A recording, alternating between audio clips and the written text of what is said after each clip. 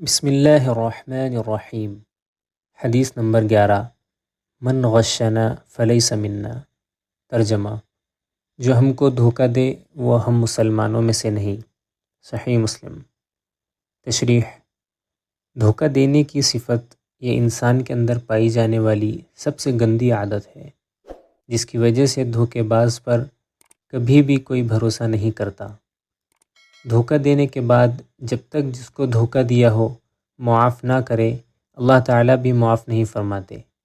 اس لیے کبھی بھی کسی کے ساتھ چیٹ نہیں کرنا چاہیے، پھر چاہے وہ ہمارا دوست ہو یا دشمن۔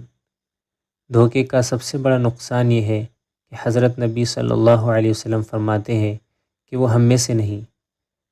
جسے اللہ کے پیارے نبی صلی اللہ علیہ وسلم کہہ دے کہ وہ ہم میں سے نہیں، اس سے بدقسمت شخص کون ہو سکتا ہے؟